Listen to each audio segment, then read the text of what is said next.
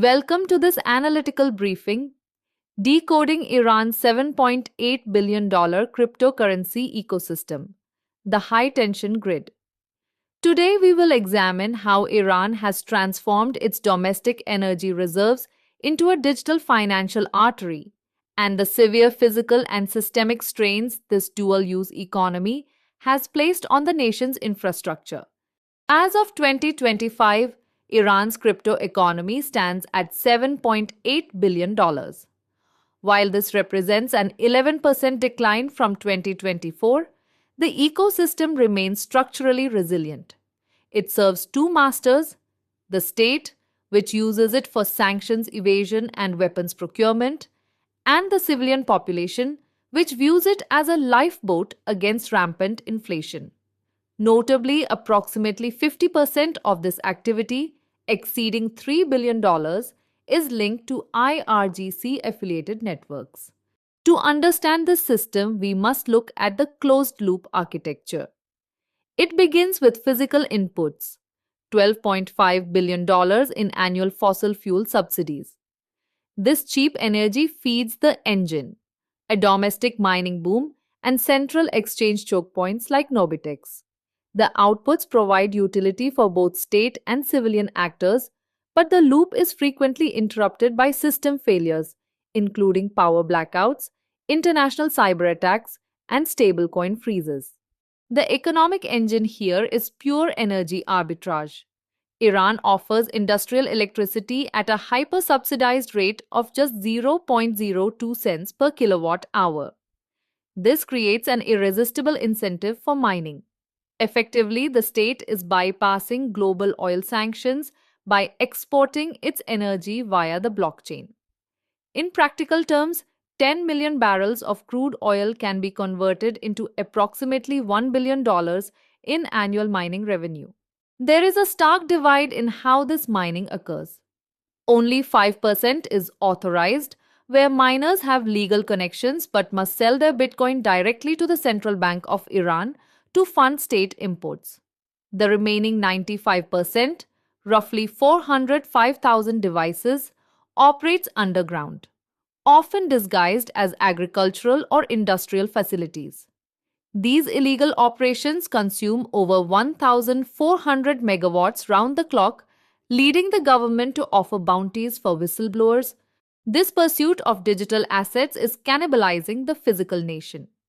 Illegal rigs consume an estimated 2,000 megawatts, while even the rigs already seized by authorities represent 800 megawatts of demand, equivalent to the entire Bushehr nuclear power plant. With a projected national electricity deficit of 25,000 megawatts, the grid is at a breaking point, causing mass closures of schools, banks, and offices. For the regime, crypto is a sanctions evasion loop that avoids the US dollar entirely. Subsidized energy generates Bitcoin.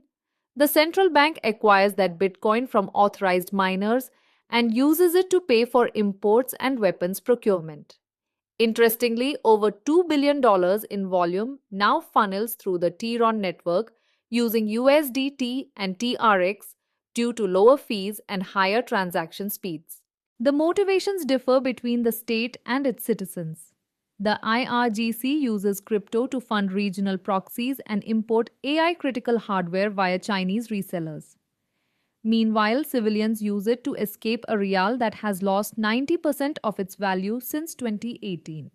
Millions of retail users utilize underground KYC bypass services like Novin Verify to access global exchanges and preserve their life savings.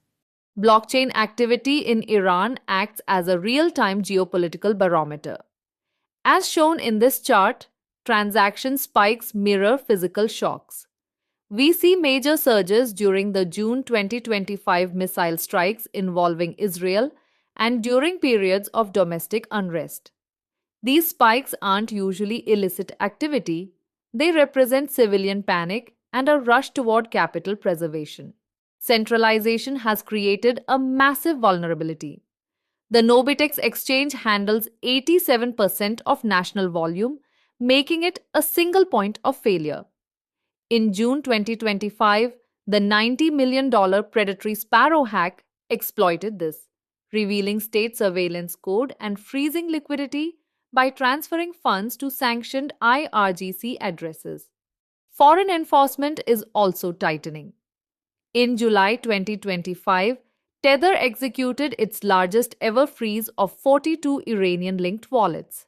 This has triggered a great migration away from USDT toward decentralized stablecoins like DAI on the Polygon network to keep capital flight channels open and liquid.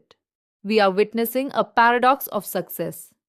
The very factors that made Iran a crypto superpower are now the agents of its collapse. Energy arbitrage causes blackouts, state centralization via Nobitex invites cyber warfare, and the civilian lifeboat of capital flight is draining the domestic economy of vital funds. To curb this collapse, the state is implementing a strict 2026 tax framework. Digital assets are being reclassified as property under the law on taxation of speculation and profiteering. The central bank is moving toward a monopoly, closing rial gateways for unregulated exchanges and enforcing residency rules to capture the assets of digital nomads and expats. This decision tree outlines the new reality for Iranians abroad. If you are physically in Iran for more than 183 days, you are a tax resident subject to worldwide crypto taxation. Trading is hit with progressive capital gains taxes up to 35%, while mining is taxed instantly as ordinary income upon receipt.